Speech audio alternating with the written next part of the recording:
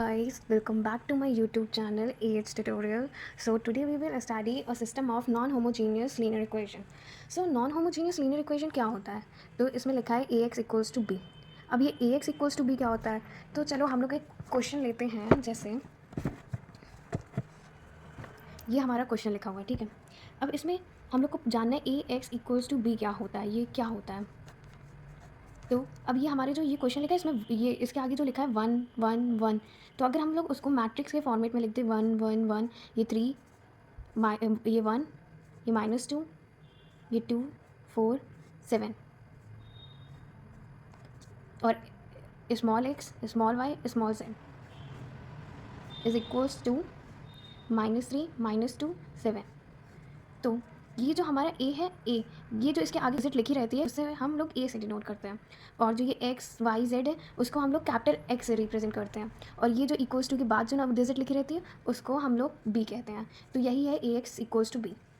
तो अब आगे देखो इसमें क्या लिखा है ax इक्वल्स टू b।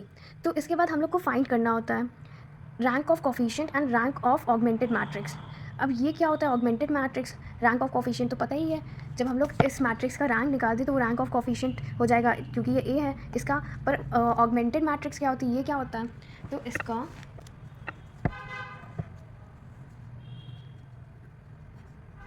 जब हम लोग मैट्रिक्स को इस फॉर्मेट में लिखते हैं, जैसे ये वाला लिखा हुआ है 1 3 2 1 1 4 1 -2 7, और ये तो इसे हम लोग कहते हैं ऑगमेंटेड मैट्रिक्स, इसको ऐसे बनाया जाता है। तो वही इसमें लिखा हुआ है। हम लोग को इसके बाद हम लोग को फाइंड करना होता है रैंक ऑफ ऑगमेंटेड मैट्रिक्स और रैंक ऑफ कोफिशिएंट। तो जब ये कंडीशन दी है, तो अगर ये ऑगमेंटेड मैट्रिक्स कोफिशिएंट के इक्वल आ जाए तो हमारा सॉल्यूशन एग्जिस्ट करेगा। इसका मतलब होता है कि जो हमारा सिस्टम है वो कंसिस्टेंस है। पर अगर हमारा ऑगमेंटेड मैट्रिक्स कोफिशिएंट के इक्वल ना आए तो इसमें कोई सॉल्यूशन नहीं निकलेगा। इसका मतलब सिस्टम जो है वो इनकंसिस्टेंस है। तो जब नो सॉल्यूशन होगा तो इसके आगे हम लोग को कुछ नहीं करना है, बस आंसर लिख देना है सिस्टम इज़ इनकंसिस्टेंस।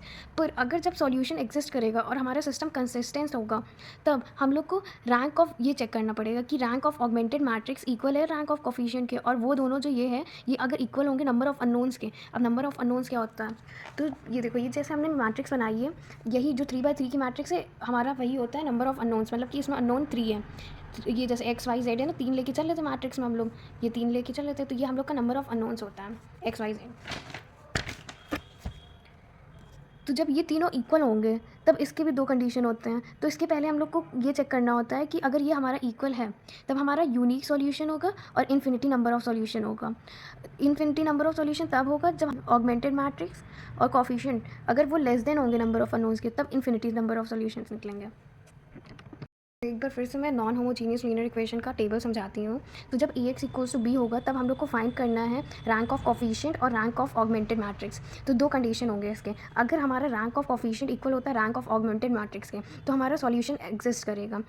तो इसका मतलब होता है सिस्टम कंसिस्टेंस है हम लोग का। और अगर हमारा ये रैंक ऑफ ऑगमेंटेड मैट्रिक्स और कोफिशिएंट इक्वल नहीं होगा तब हमारा सॉल्यूशन नहीं एग्जिस्ट करेगा। इसका मतलब है हमारा जो सिस्टम है वो इनकंसिस्टेंट है।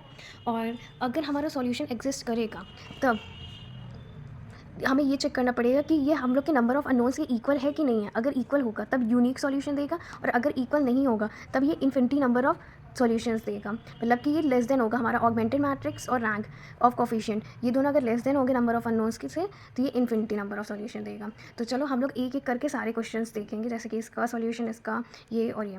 तो सो थैंक यू।